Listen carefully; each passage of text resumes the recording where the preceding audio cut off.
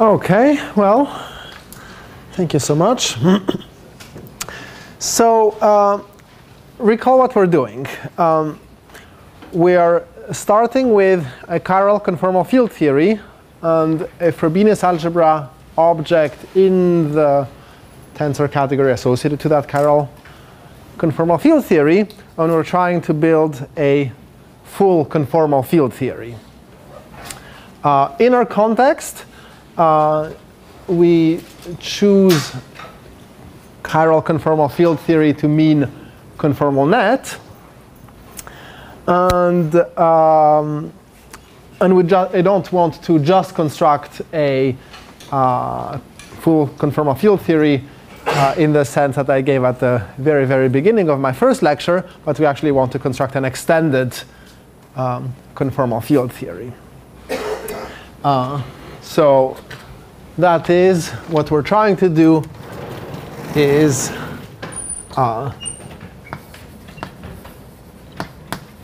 we start with a conformal net and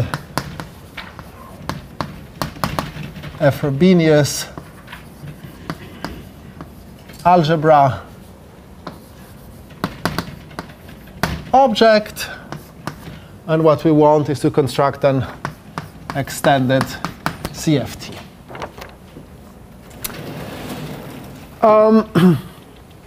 I've already given you some examples of conformal nets, namely the ones coming from loop groups. So a loop group on a level produces a conformal net. But there's one thing that I haven't done, and I was planning to do it in some earlier lecture, but I somehow didn't get around to doing it, which is to also give you examples of Frobenius algebra objects. And so, well, let's see. The simplest example is the unit object. The unit object has a multiplication. 1 times 1 is 1. Map it via the identity to 1. That satisfies all the axioms for being a Frobenius algebra. Not very interesting. Nevertheless, the conformal field theories that one gets from the unit object are interesting. So no need to disregard it. If I take an arbitrary object, x, in my category, C, so C is like the category of representation of a loop group, then by taking this object tensor its dual, one gets something that has a multiplication. So if I have this object tensor itself, so that's like x, x dual, x dual. One can pair x and x dual together. That maps again to x times x dual, and so on. This is the straightforward analog of the notion of a matrix algebra. I mean, if x is a vector space tensor its dual, that's a matrix algebra. It's instructive to see what happens in a simple example, the simplest non-trivial example. The representation category of loops SU2 at level 2 has 3 objects, v0, v1, v2. If I take v1 and I apply that construction to it, then, well, v1 is its own dual, and then you get v1 tensor v1, which splits as follows. So that's an example of a Frobenius algebra object. But it's also not a very interesting example in the sense that it's Morita equivalent to the unit object. Anything that you obtain by that construction is Morita equivalent to the unit object. And you might remember that I mentioned earlier that actually the result there only depends on the Morita equivalence class. So I mean, these are good, but they're not really the most interesting ones. But we can get inspired from this example 1 to make a similar construction for higher level SU2. So fix an arbitrary level k, look at the representation category of loops SU2 at level k, and if I take the first and last objects, v0 and vk, those form a subcategory which is closed under the tensor product operation, and these are the fusion rules. And it's exactly the same as the rules for v0 and v2 in loops SU2 level 2.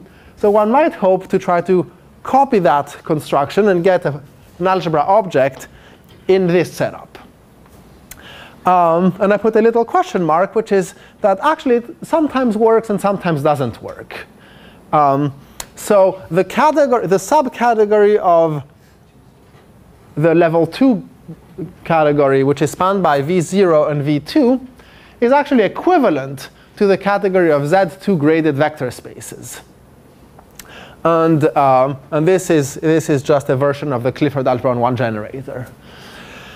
The category spanned by V0 and Vk, depending on the parity of k, is sometimes equivalent to that. So for k even, this does work. So let me erase the question mark and just say that. So this works when k is even.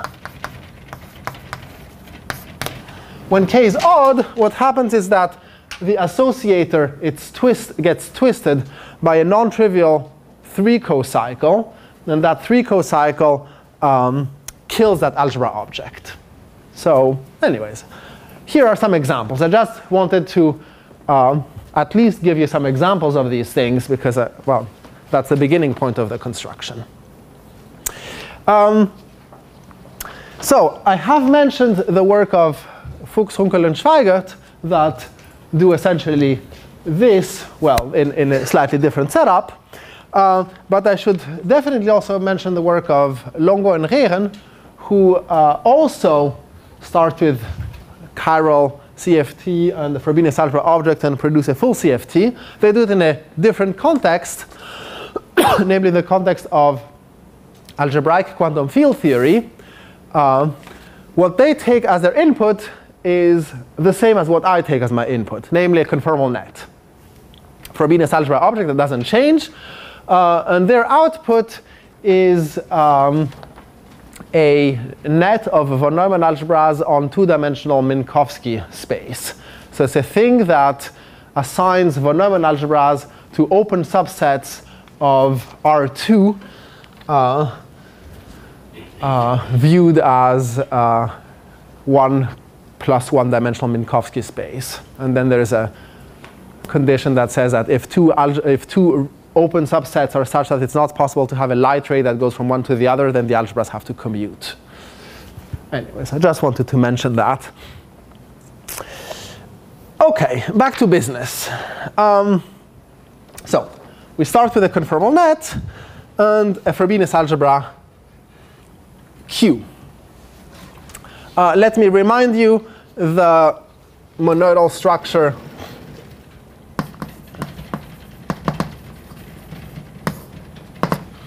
so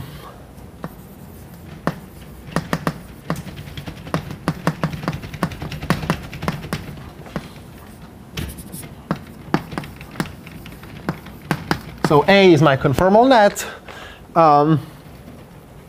So let's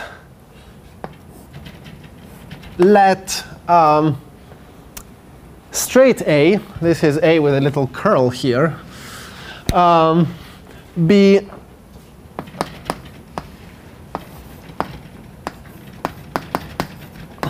the conformal net evaluated on the standard interval 0, 1. And if I have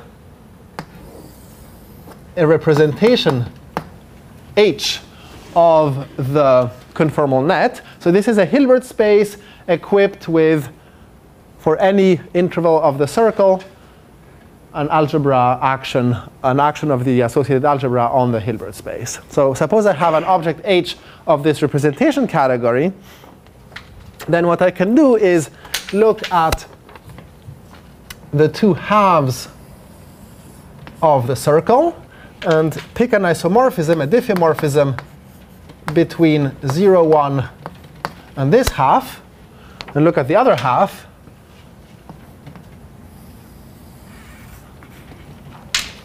And do the symmetric thing on the other side.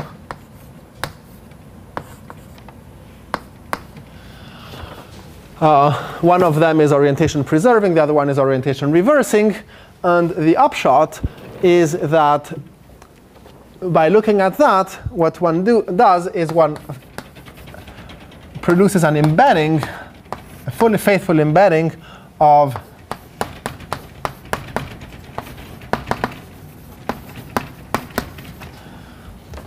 representations of the conformal net into bimodules for that algebra.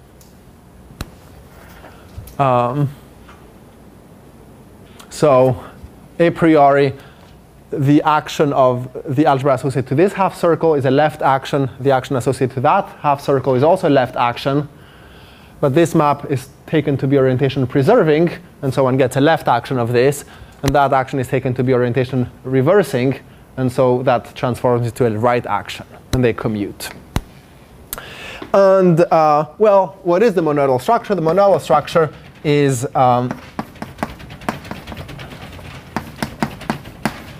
confusion in the world of AA bimodules. And then there's some non-trivial result, which is to check that the image, which is obviously well defined in here, actually lands, comes from here. OK, so these were some reminders. Now I can tell you what the algebra associated to a point is.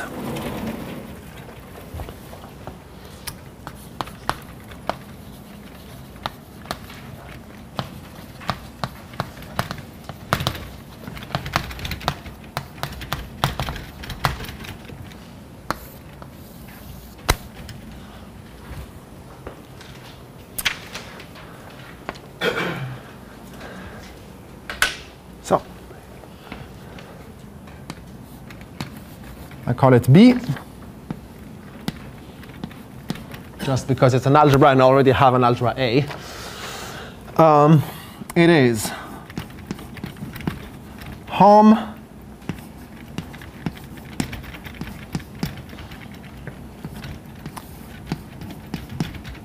so let's pause and look at that. So this expression is really an expression that takes place in the world of AA bimodules. You can forget about the conformal net for the purpose of analyzing that formula. So I have Q is a Frobenius algebra object in AA bimodules, and then you can always write that. L2 of A, that's a unit bimodule. And I view it just as a right module. And Q is also a bimodule that I view just as a right module. And I take the set of all right linear maps, bounded maps from this Hilbert space to that Hilbert space. And the claim, which should be surprising, is that this is an algebra. This is actually a von Neumann algebra. I mean, it's a priori not even clear how to compose these things. But using the fact that Q is a Frobenius algebra, one can do it. So let me do it, and let me first abbreviate a little bit some of the notations.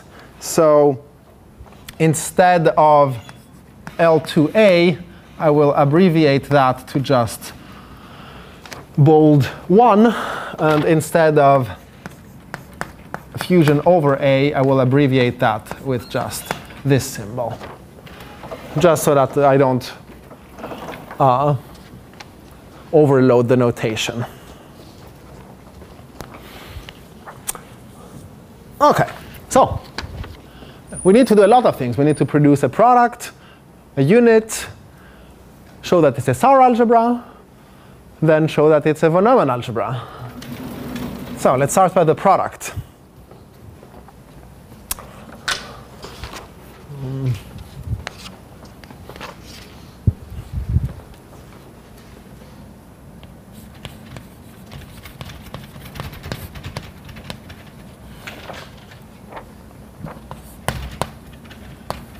Suppose I have F and G, which are elements of this vector space.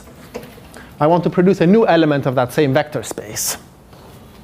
Well, an element of that vector space is a map from 1 to Q. So it's a map from 1. What can I do if I want to produce a map from 1? Well, I can use, say, G, and that will land me in Q. Now I need to use F. So F can only act on something which is of the form which has a 1. So let me identify this with 1 times Q. And then I can apply F on the first component and do nothing on the second component. That lands me in Q tensor Q. But Q is an algebra object. And so I can multiply and I'm back in Q. This composite is a map from 1 to Q. That's the definition of the product. And well, let me also propose some graphical notation for this composite. So a little piece of string represents Q. An absence, so this is going to be a picture that lives in here. An absence of string represents the unit. And well, I have F here. So this is F. F is only linear with respect to the right action. And so if it was linear with respect to both actions, I would put a little box like that. But because it's linear only with respect to the right action, I denote it like that. So F times similar picture with G.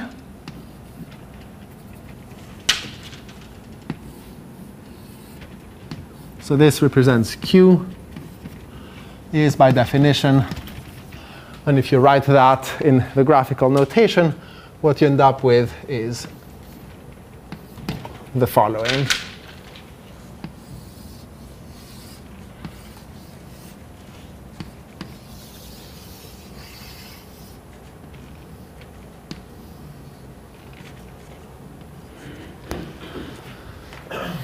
And if you don't understand what this means, well, it means that.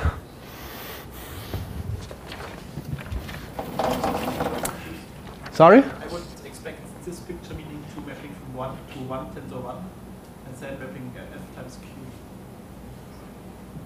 So you read it from the top to the bottom.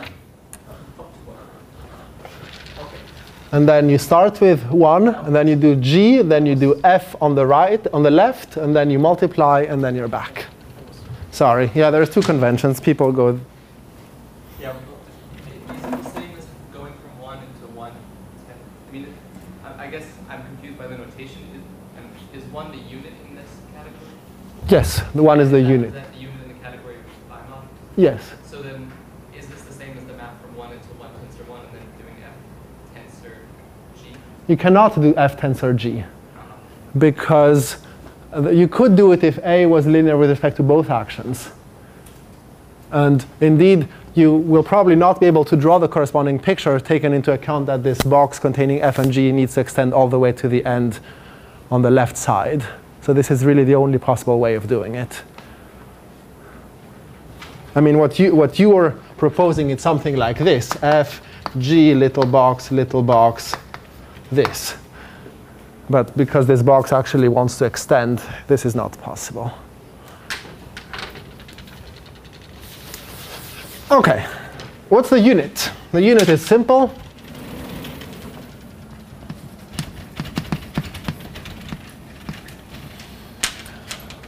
Well, the unit is a distinguished element in this Hom space. Well, that is the unit of Q. And the corresponding picture is just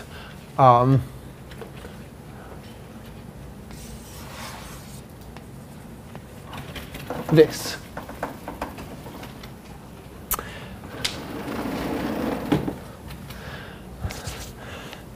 We're not done. We need to provide a star operation for it to become a star algebra. So let's do it here.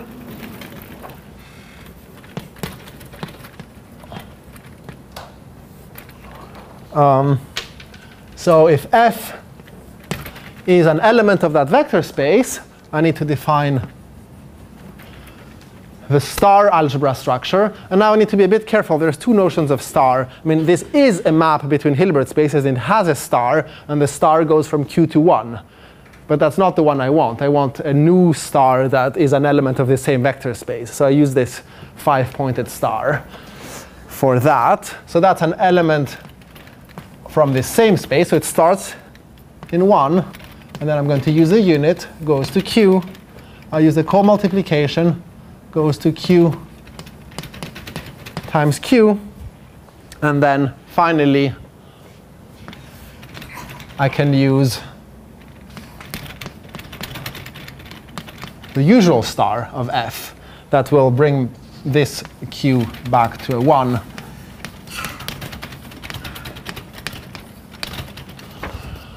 And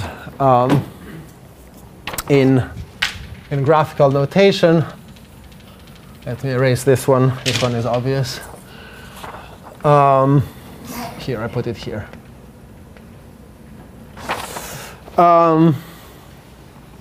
This is the following.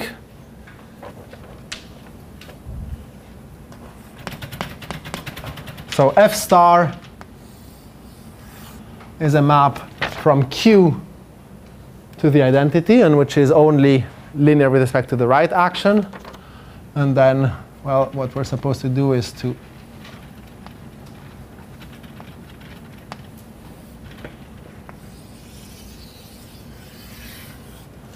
bring it back so that it goes downwards. And the only way of bringing it back is to sort of use this combination of the unit and the co-multiplication.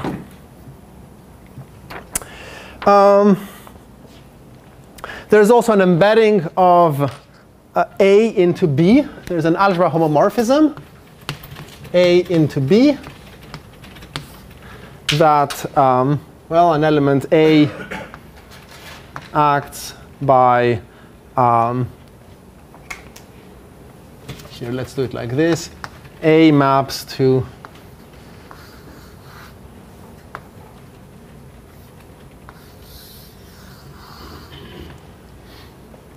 A can be viewed as an action on L2 of A by left multiplication. That's this thing. And then use the unit eta.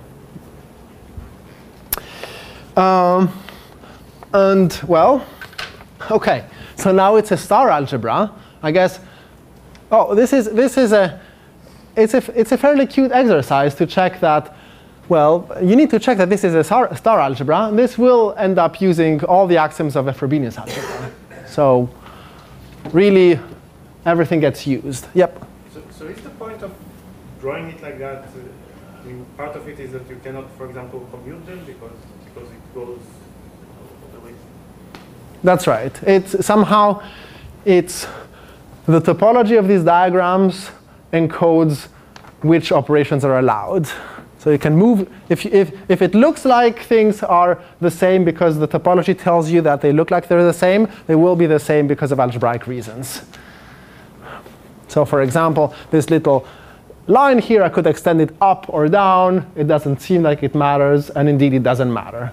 And these produce different expressions for this. You first use the unit eta and then multiply on the left, or first multiply on the left and then use the unit. But the unit was linear on both sides, so it's OK.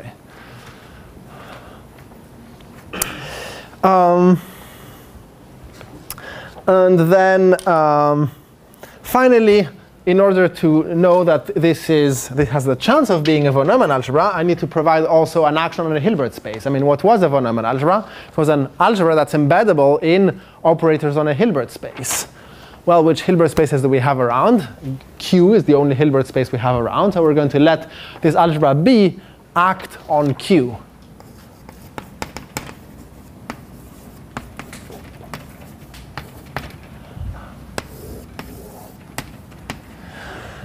And OK, so now I encounter a clash of notations. Because the bounded operators on a Hilbert space is B of bracket. So this B is the algebra, and that B is bounded operators. And Q is my Hilbert space. And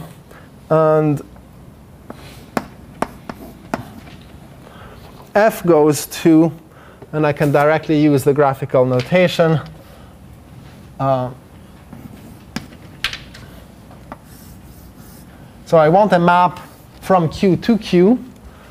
I can produce a map in the following way.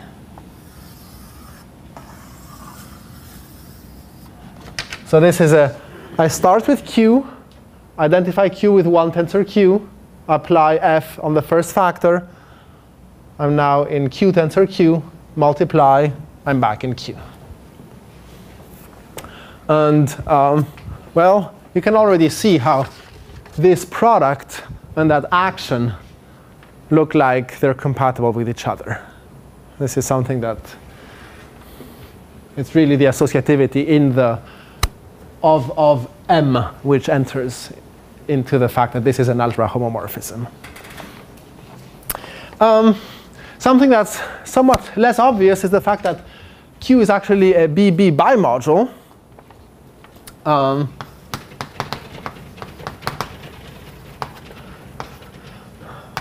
Also a right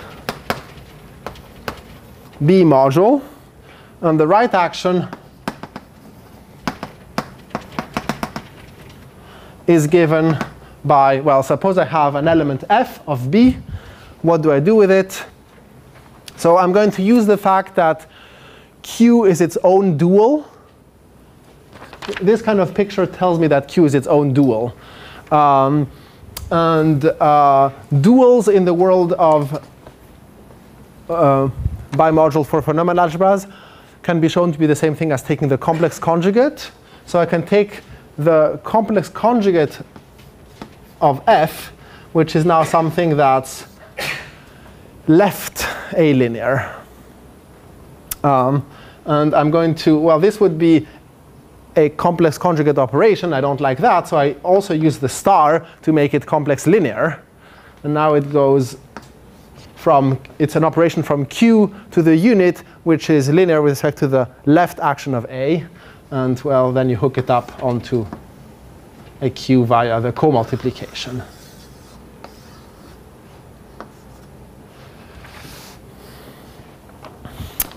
Bar means contragradient module, or? Sorry? Bar, yes, that's right. And moreover, one can show that equipped with these two actions, Q is canonically isomorphic to L2 of B. But since I didn't really tell you what L2 is, I'll just leave it as like that. I mean, believe me that Q is L2 of B. OK, so that's the algebra associated to a point. One can, of course, reinterpret this construction as being the construction of a defect. So there exists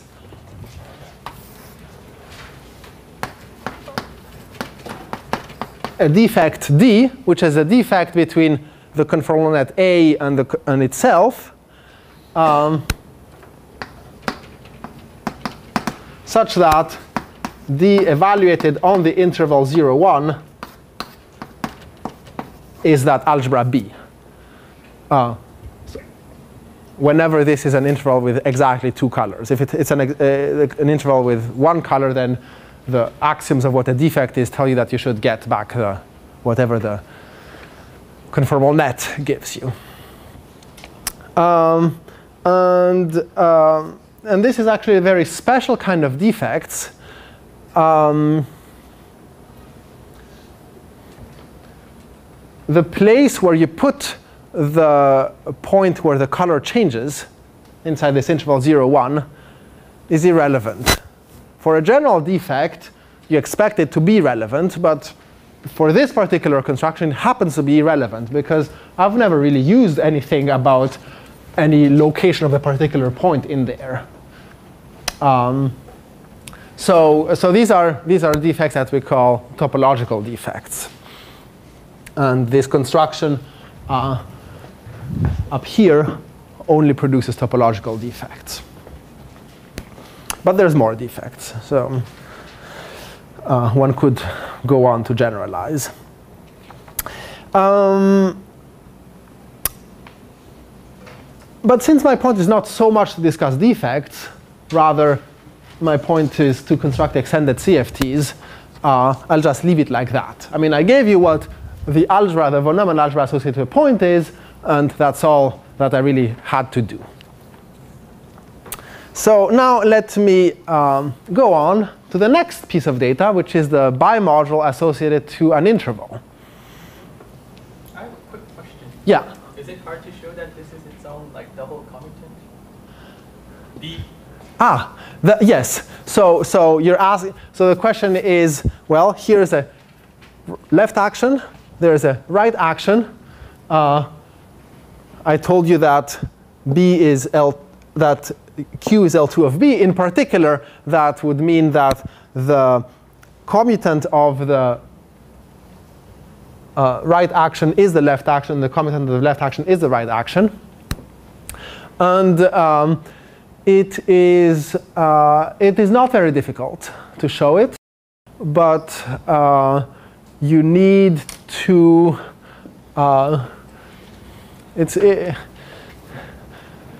it's like if you don't have any knowledge in von Neumann algebras, you might not have the tools needed to do it. So it's easy to do it if the von Neumann algebras are type 3. And if they're not type 3, then you need to know about Pimsner-Popper bases. And then you can just do it. But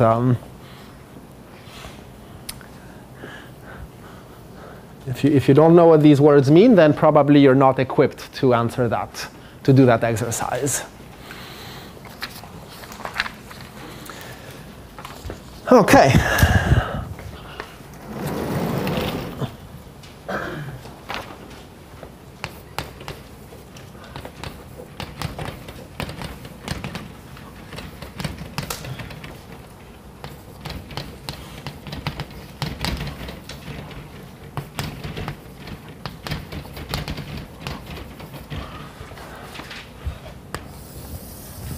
Let's bring in the geometry. I mean, points didn't have very much geometry, and this construction was very algebraic in nature. But now I have an interval to start with, and I need to do something that really brings in the geometry.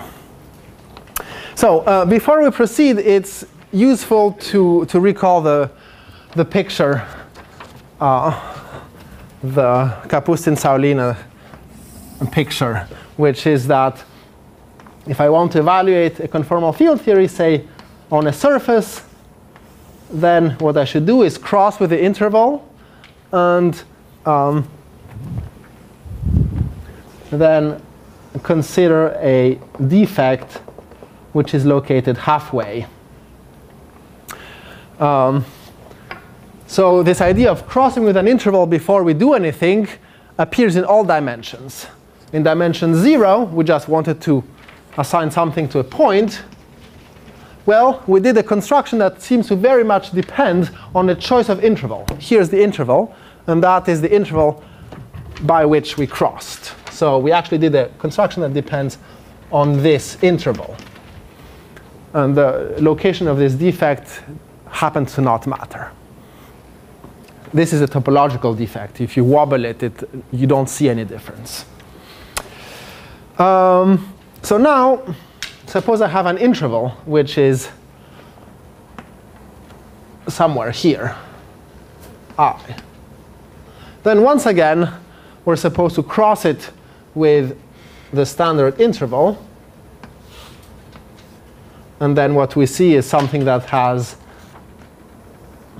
well, you see that. So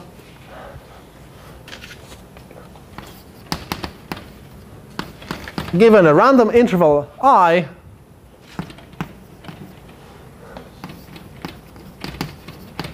we consider I cross 0, 1. And we have to do something with that.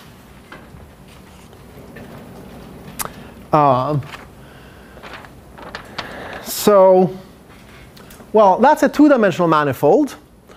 And conformal nets, there's nothing, you never encounter, there's no two-dimensional manifolds ever that show up in the definition of conformal net. So it's not very useful to have a two-dimensional manifold. Rather, we're going to only focus on the boundary of that two-dimensional manifold, which is a one-dimensional manifold. And that's the thing that we're really going to take as input of our construction of this BB bimodule.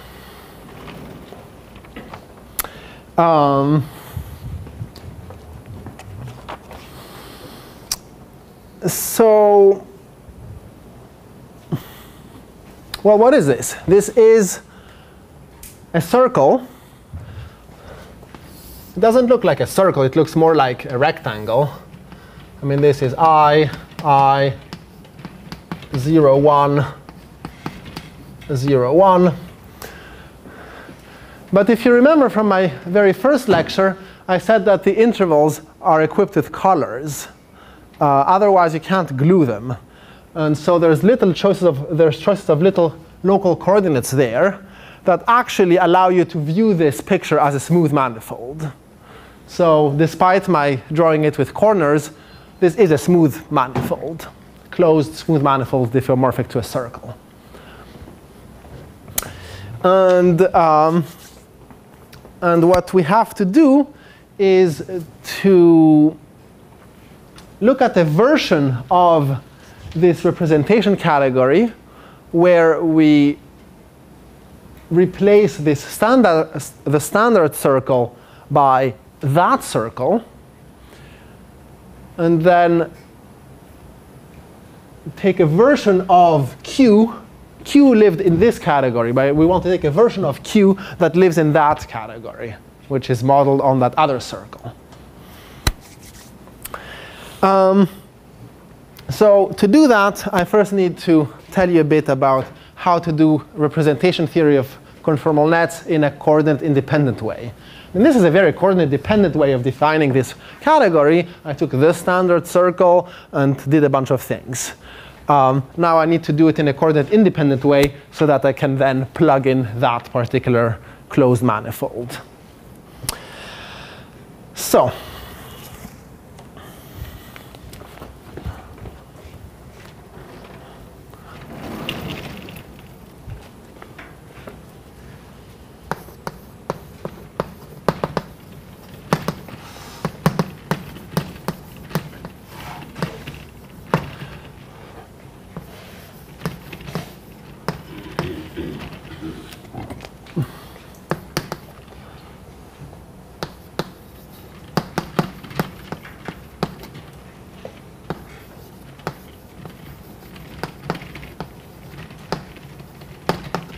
this is sort of a parenthesis.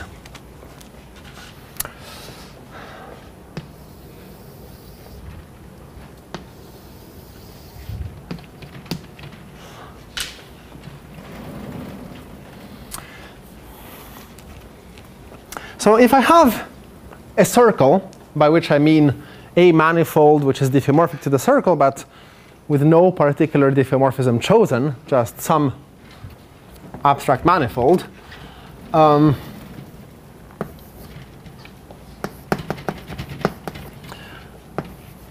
then I can formulate the following definition. Rep sub S of A is going to be the category of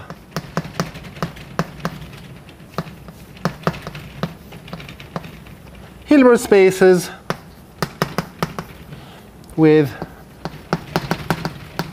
compatible actions of the algebras A of I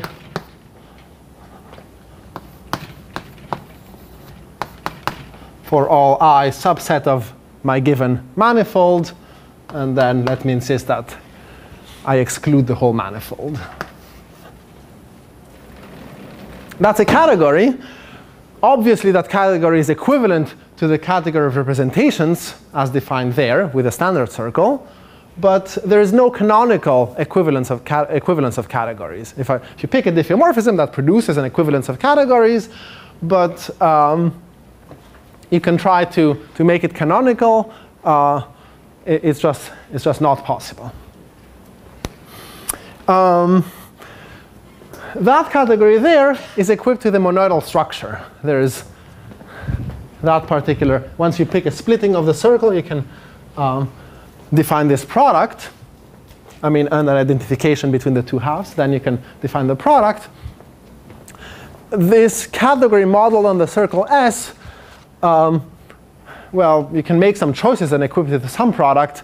But the sort of most canonical thing to say is to say that there is a sort of external product, namely, whenever I have three circles that are organized in the following way. So suppose I have a theta graph. So trivalent graph with two vertices. Then I can talk about the three circles. Let me call this one S1, that one S2, and the latter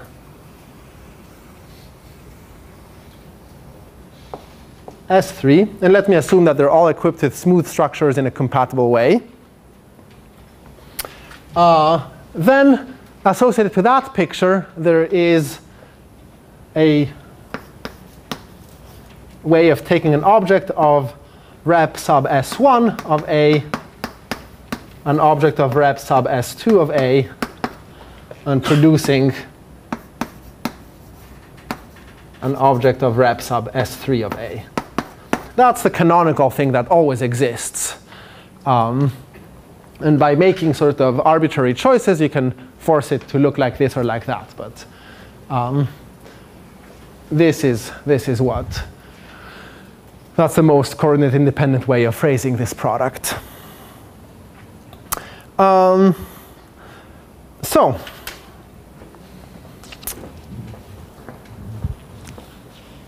as I told you, there's no canonical way of identify rep sub S of A and rep sub A, which is just rep sub the standard circle of A.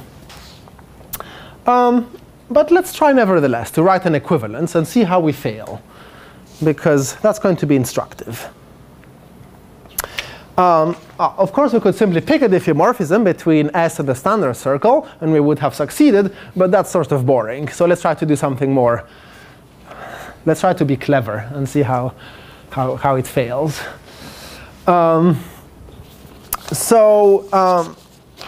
Very good.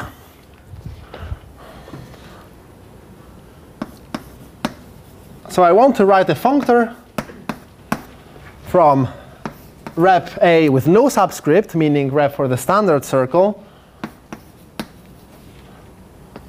and rep sub S of A. Suppose I have a Hilbert space here. Well, here's what you can do. You can take H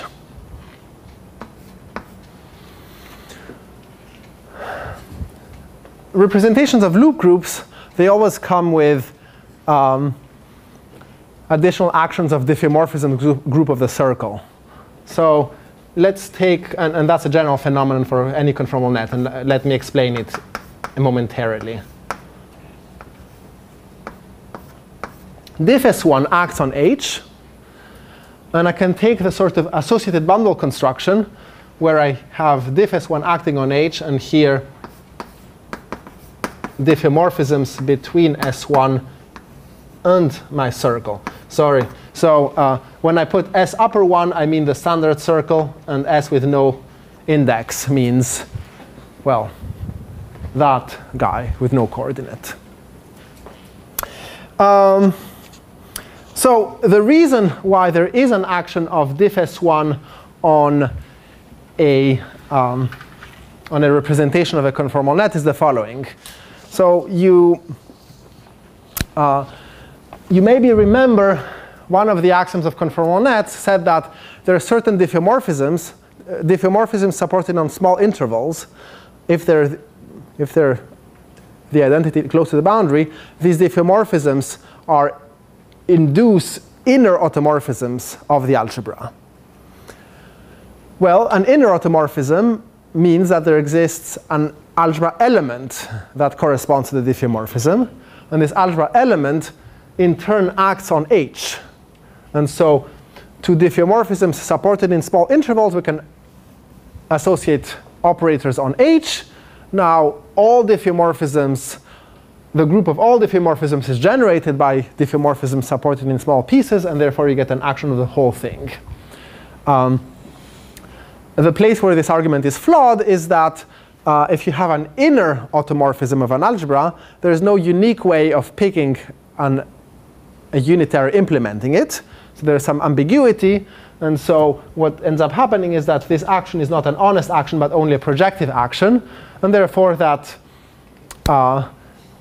formula only makes sense up to an anomaly. And so it is true that we can canonically form the projective space associated to this Hilbert space, but this thing doesn't make sense. Well, if it did make sense, what we would want to do is what we want to say is that the value of the full CFT on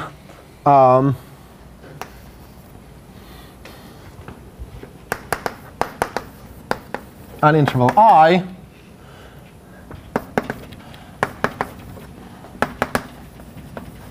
is the image, and let's call it Q square brackets I of Q. Q is an element here under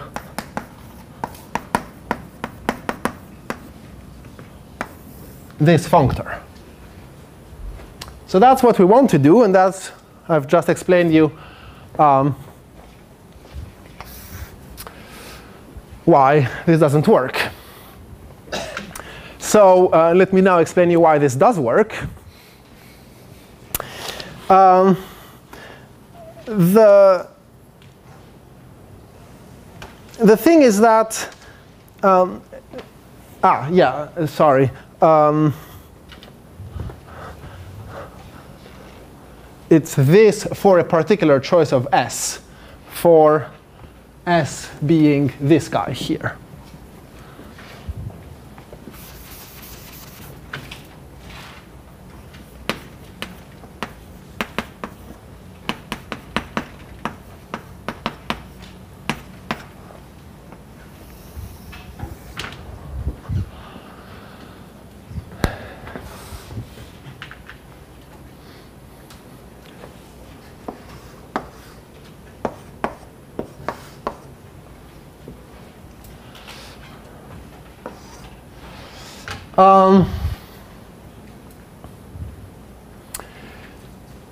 So this circle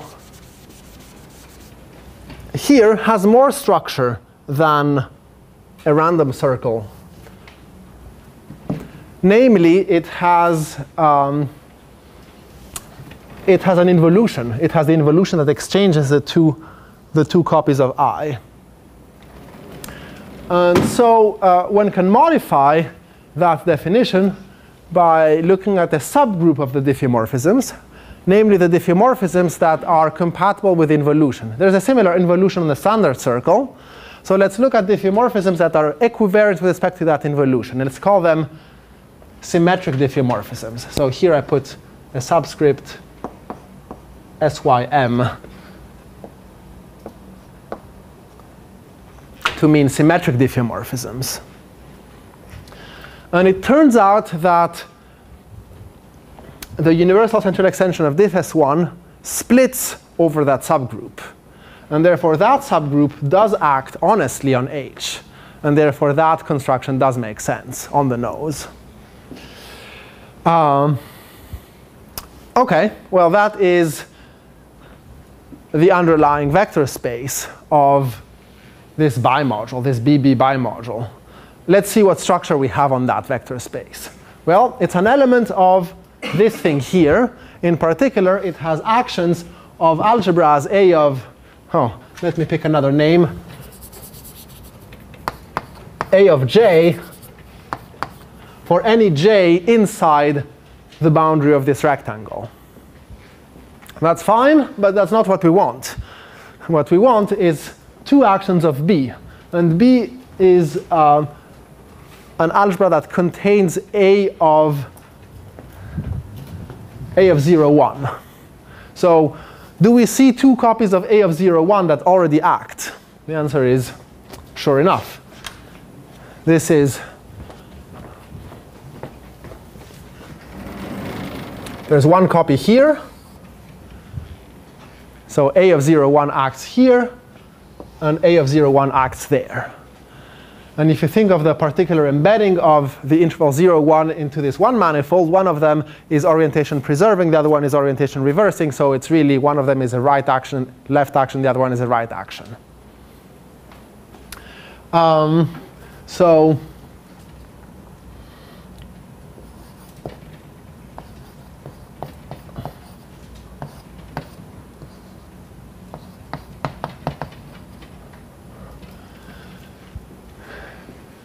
the claim is that these actions extend in a canonical way to an action of B.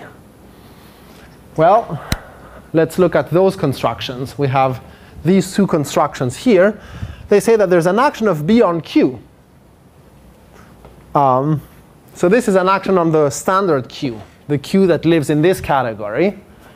But if I pick a diffeomorphism of this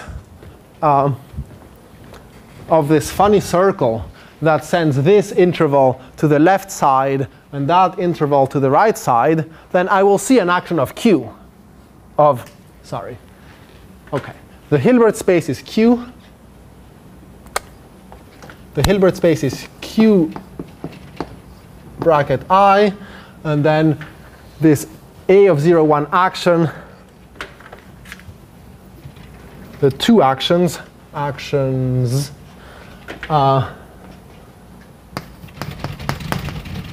extend to B actions.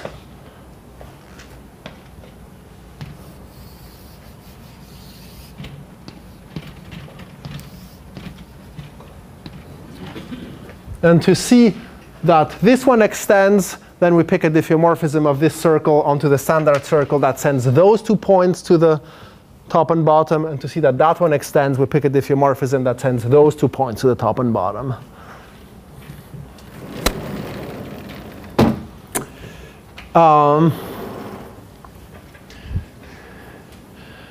And moreover, if you believe that fact that I told you that Q is actually the L2 space of B, then it's not too difficult to see that this assignment is compatible with composition of intervals. I mean, what are we doing? We're assigning a thing which is a version of the identity to this interval. So then if I multiply two identities with each other, I get again an identity. So that's not very surprising. What is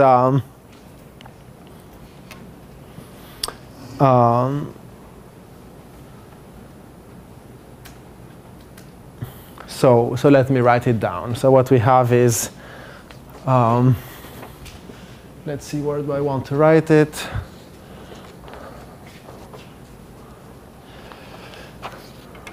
Make some space.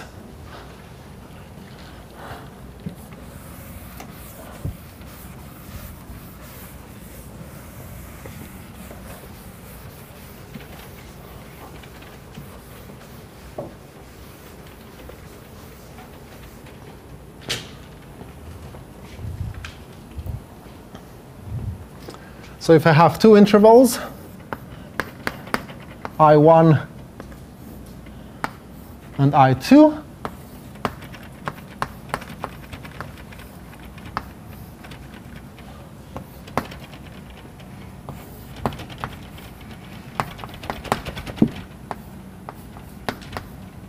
I can glue them together using the local coordinates. And the claim is that there's a canonical isomorphism of BB bimodules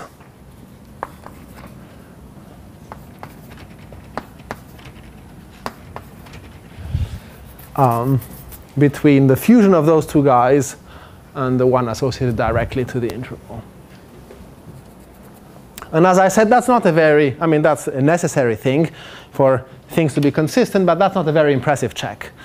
So what we really want is to see that if I take a circle and cut it into two intervals and, well, glue two copies of that. So take the confusion over B tensor B op, that one recovers the state space So recall the formula for the state space.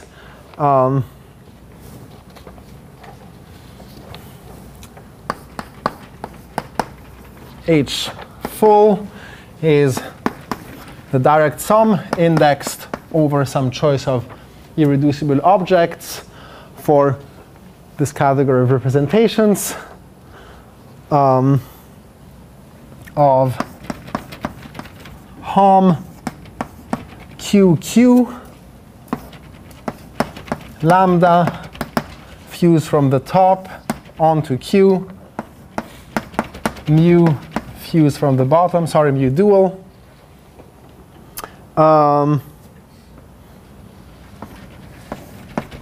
Q, that's a vector space, that's just a multiplicity space, and then that gets multiplied by the following two infinite dimensional Hilbert spaces, H lambda and H mu bar. So that's a formula that we'd like to recover. And let's see, does this need to warm up now, or is it? I think it looks OK. So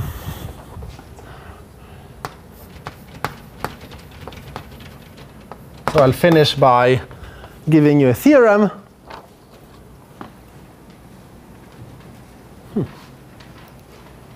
Your watch has stopped. What time is it? 11:28. Oh, OK. This one says 12:10.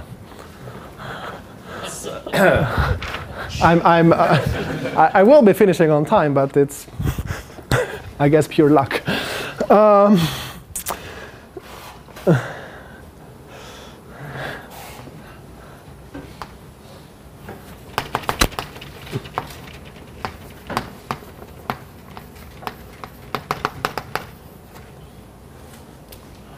So take the standard circle, S1, write it as the union of two intervals, where these intervals touch along just 2 points.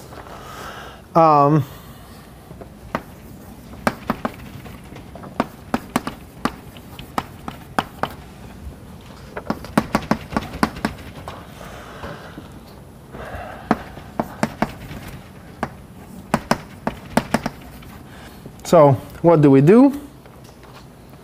Let me just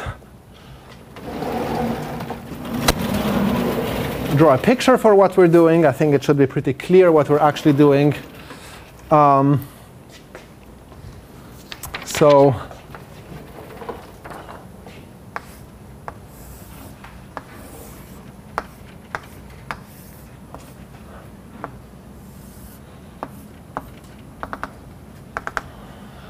we're taking two of these rectangles, gluing them along. So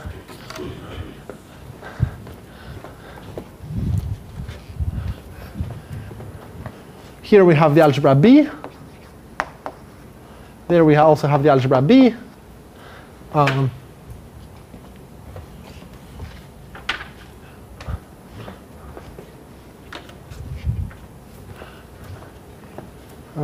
Let's see. I do it like this. We have Q of I. That's a Hilbert space with actions of all those algebras that live on the boundary of this rectangle. We have Q of J. That's a Hilbert space that has actions of the algebras living on the side of all this rectangle. So whenever it's just white, then it's the algebra A, or the algebra corresponding to the net. And then on this pink part, suddenly there's a slightly bigger algebra that acts. Recall that B is a bigger algebra.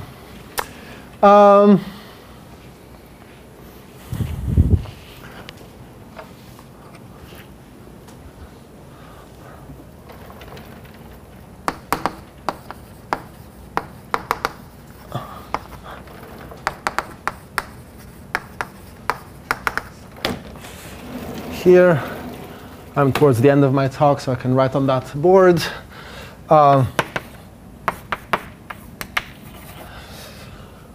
OK, well, saying that two Hilbert spaces are isomorphic to each other is not a very strong statement. Saying that two Hilbert spaces are canonically isomorphic to each other is a slightly stronger statement, because, I mean, if you have two random Hilbert spaces, typically it's not easy to write down an isomorphism. But an even stronger statement is to say that these are isomorphic as representations of, well, what are the algebras that remain? So we have used this vertical part to do the fusion, but we have the algebras that correspond to the top boundary and to the bottom boundary. These still act on the resulting Hilbert space. And so we have essentially two copies of two acting. And here we also have two circles acting, namely one acting here and one acting there. So as representations of the chiral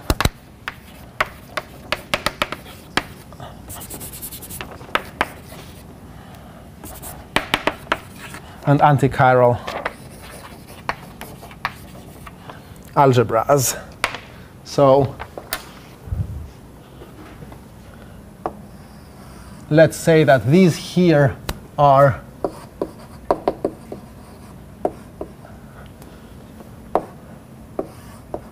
the actions of A of j, or j is a subset of this green circle. Let's call that the chiral algebras. And the actions of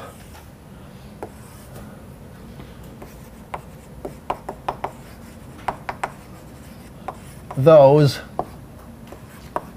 let's call those antichiral.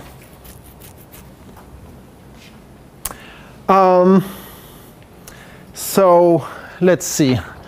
I'll write a very quick sketch of proof. So first of all, there's one ingredient which is not too difficult. I'll list it as a lemma, which is that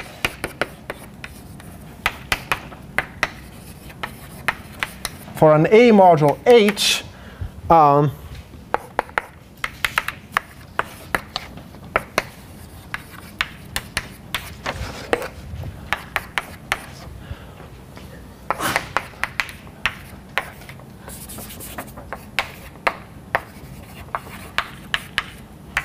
there's two notions that are equivalent. So Q is an algebra object, and we can talk about being a module object. So H is a module object, meaning there's a multiplication map from Q fused over A with H to H. That is equivalent to H being a B module in the usual sense.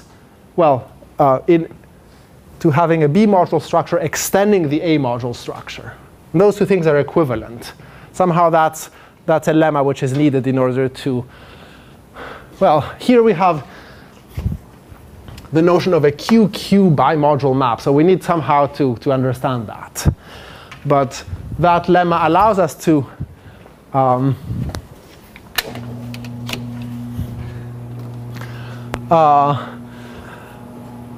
make sense of it. And now I can give you the rest of the proof. So let's see. So what do we need to do? We need to show that the multiplicity space of this guy inside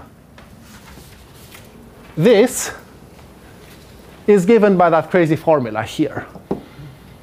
So OK, the multiplicity space, that's what I wrote on the top line. That's hom of h lambda tensor h mu bar into, and that is just the algebraic way of writing this. So OK, so we rewrite it in pictorial notation because I like those. I haven't done anything. This is really the same thing as the top line. And then we use duality. This is a tensor product of two things. So I can take one of the q's and map it to the other side. or equivalently take the lambdas and use and map them to the other side, however you want to interpret that. Well, these are now pictures that are best drawn on the plane, and this is what they look like in the plane. This is, if I flatten this, I have q and lambda on top, mu on the bottom, and here I have q. I should say that here I have the algebras B acting, so we're looking at BB bimodule maps, and also the rest, everything acts. But the BB bimodule map, using that lemma, is the same thing as a QQ bimodule map. And so that's the connection between this and that. And that's also where I would like to stop. Thank you.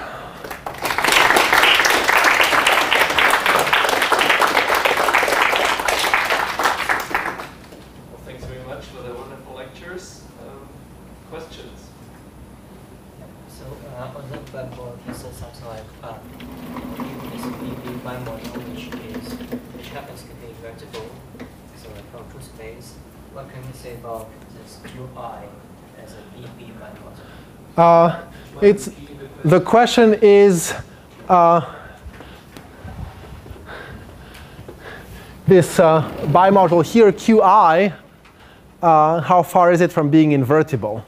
And the answer is it's very far from being invertible because it has a very big commutant. It has very many things that commute with these two actions, namely the conformal net A evaluated on the top half and the conformal net evaluated on the bottom half. These are things that commute with those. So it is not invertible. Very far from so. It's actually a split bimodule, which is like. Yes? I think in drawing your pictures, you also mentioned that Frobenius algebra L1Q was this topological defect. Yeah? Can you say anything? Does it make sense to ask if there are non-topological defects floating around? Yeah. So I did a construction that was essentially I could have presented things in two steps, namely start with a Frobenius algebra object, construct some collection of defects, and then from these defects construct some full CFTs. So yes, you can do that. If you have two conformal nets, the ones that satisfy this positive energy condition that somehow that correspond to chiral conformal field theories, and you have an arbitrary defect between them, then you can well, first of all, let's see.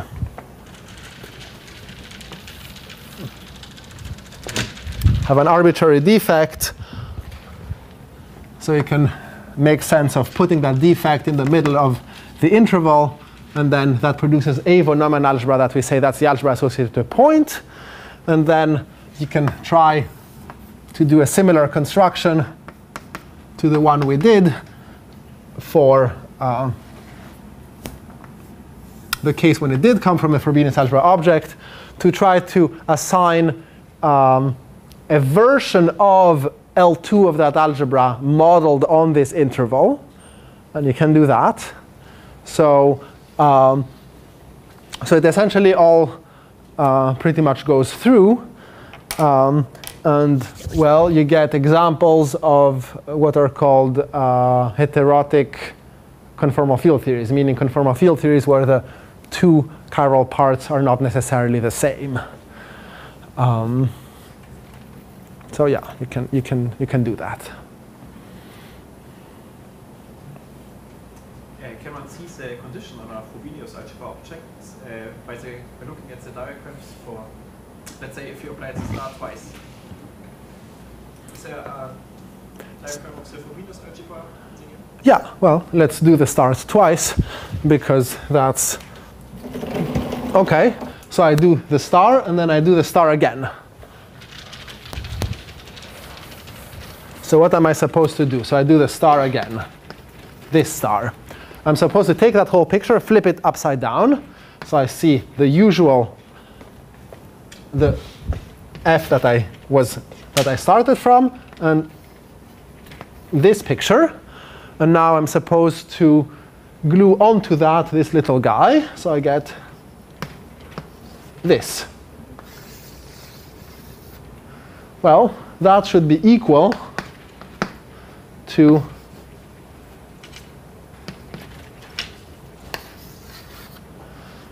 this.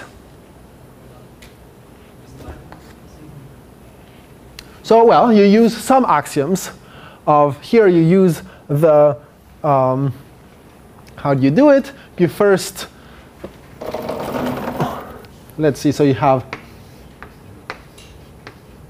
essentially that picture. You need to transform it using one of the Frobenius algebra axioms to that picture. And then this is the unit axiom, and that's the co-unit axiom that says that this is the same thing as that. So, OK, so I've used some of them. And if you check some other things, compatibility between the product and the star, or the fact that this is a star action, I mean, this action here needs, sorry, which action? Action in a Hilbert space, that's gone. Yeah, I also had somewhere that B acts on the Hilbert space Q. You need to check that that's compatible with star. Anyways, all these checks, eventually you'll use all the data that you have. All the data. Sorry? Are you using all the data or some? Yeah, you use all the data.